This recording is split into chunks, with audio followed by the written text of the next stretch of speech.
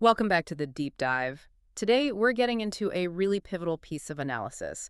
It's a reading of the Telangana Socio-Economic and Caste Survey, or CAPC. And this reading comes from Professor Kancha Ilaiah Shepard, who is actually the vice chairman of the expert committee for that survey. So Right. he's coming from a place of deep inside knowledge. Right, and when you hear Caste Survey, you're probably thinking about, social metrics, educational levels, that sort of thing. hmm And that's all in there for sure. But Ilaiah's analysis just forces this dramatic shift in focus.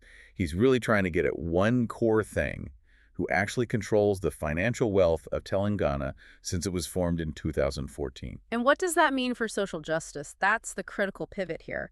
So our mission in this deep dive is to unpack his argument that the real issue isn't just about government budgets, which is what everyone debates. Right. He says we need to look at what he calls a qualitative change in the private sector funds, this massive, almost unseen movement of capital. Who's controlling it, and how is that affecting the state's bottom line and, the economic future of the people who live there? And we have to start with what is, frankly, the most surprising thing that popped out of the data. It signals the sheer scale of this economic shift. What's that? The creation of a brand new social category. I mean, for the first time ever, lakhs of people registered themselves under a classification that it never existed in the region before. Okay, what is it? It's simply labeled no caste.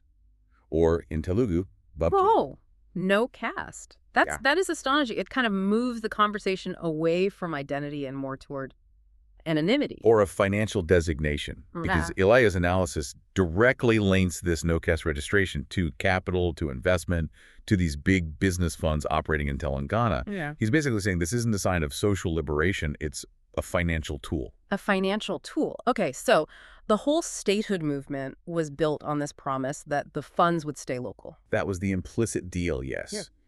But Eliah draws a very sharp line between public funds, the government budget you can track, and the private sector funds, the wealth being generated by big industry, by commerce. And he poses a very practical question, right? A really profound one. He asks if the people running the key industries, the major business dealers, if they don't have this feeling of Telangana is mine, if it's just a place to do business, what happens to the state's revenue? That goes straight to the tax problem. If that sense of regional commitment isn't there among the biggest players, then there's just less reason to be compliant. Exactly. Ilaiah points out that tax evasion, especially avoiding the goods and services tax, the GST, it becomes incredibly easy. So if the state can't collect its legitimate share from these huge private transactions, its revenue stream just gets hammered, no matter what its own budget looks like. And to really get how this leakage works, you have to look at the local business gap he describes. He tracks, very meticulously, who controls commerce at every single level, Starting small. starting with the smallest. For instance, who runs the majority of the small kirana and hardware shops in the villages now versus before the state was formed?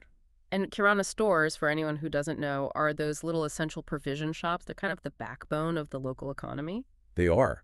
And this control doesn't just stop at the village. It scales all the way up the distribution chain. The whole commercial hierarchy. The whole thing. Wholesale businesses at the Mandal level, the Toluca level, right up to the district centers and, of course, Hyderabad. And then you look at the really big stuff, the malls, the industrial parks. And what's the finding? It's stark. The key finding is that most of the wealth in these sectors is held by people who migrated from outside the state. Yeah. And they came in right after 2014. Okay, so that points to a huge historical weakness, which Ilaiah also discusses. He says there is this profound lack of preparation among local leaders, among the intellectuals. Yes. They didn't seem to have a plan for who would fill that business vacuum after 2014. It feels like the political fight was won, but the economic succession plan, it just wasn't there. An intellectual blind spot. A huge one. Yeah. The analysis shows that by 2014, the dominant local communities, the Shudra, Dalit, and Adivasi groups, they had almost no organized presence, not even a basic awareness of the business sector. Their focus was, understandably, on government jobs and agriculture. Were there any local groups that had managed to carve out a niche for themselves before all this? There were a few very specific exceptions. The Goods, for example, they had a presence in the traditional toddy and liquor businesses. Okay. And a small group of Reddys had made inroads into certain fields, some flour production, sweets, the chicken business. But, and this is a critical point Ilaiah makes, they weren't major national producers or traders. Ah, so they didn't have the scale. They couldn't compete with that big incoming pan-Indian capital. That's the crux of it. They were local champions, but the game was changing fast. Reddy's and Valamas also had experience in real estate, but often they were partnering with people from the Andhra region. They weren't running national-level construction firms. So the local capital base was just structurally small, vulnerable, instantly vulnerable to the scale of the capital that was about to come in. This context is so important. So let's pivot and look at the foundation of the statehood movement itself. That famous slogan, water, funds, and appointments. Isopachinya? Given how weak the local capital base was, how does the reality of the last decade stack up against those three promises? Well, if you review that slogan, water is more or less contained locally, and appointments, at least government appointments, are mostly regulated. They go to people legally defined as Telangana residents. But funds, that seems to be where the loophole is just gaping wide open. It's enormous. Forget for a moment the unresolved issues of funds distribution between the center, TS, and AP.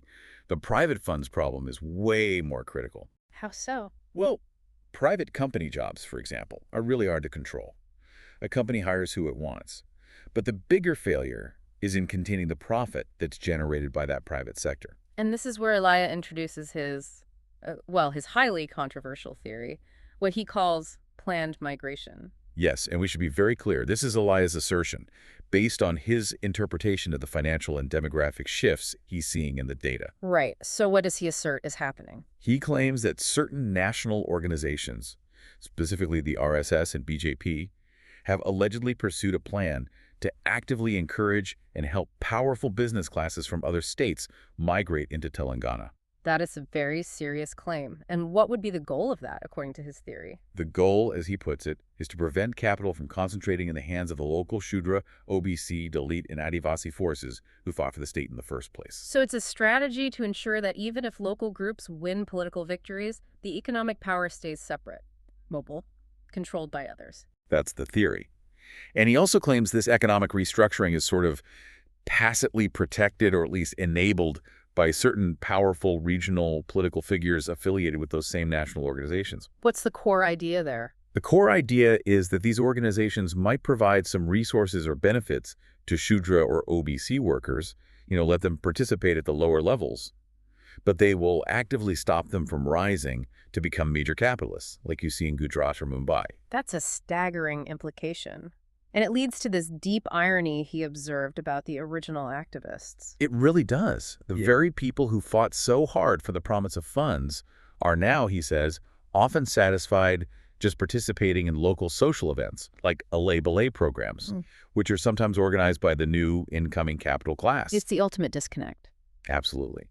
He concludes that the major capitalist funds are now controlled by outsiders, or by this financially powerful no-caste class. Meanwhile, the activists who won the state are, they're on the roads with slogans, while the real economic power is somewhere else entirely. Let's try and quantify the real-world impact of this. Yeah. The economic hemorrhaging that he says the state is experiencing because of this business void. Right. If you exclude agriculture, the funds in the industrial sector, in major services, they're just not controlled by Telangana residents. First, it was Andhra settlers, and now, he argues, it's even more concentrated with these new migrants. And what's the consequence of that? The consequence is critical. The money leaving the state profits being sent home, salaries, is consistently greater than the surplus wealth being spent inside the state, the money that generates GST. Wow. So it's like running a super successful restaurant, but the owner takes all the cash profits home to another city every night. Yes. And just leaves enough behind in tips and wages to pay the local staff. The local economy never actually benefits from the main transaction. That's a perfect analogy. The state is hemorrhaging capital, which leads Ilaiah to a pretty sharp critique of the local political forces themselves. How so? He says the people who agitated for funds came from rural backgrounds and were still fundamentally just focused on getting government jobs. He argues they lack the involvement and maybe even the ideas to develop these other high-growth sectors.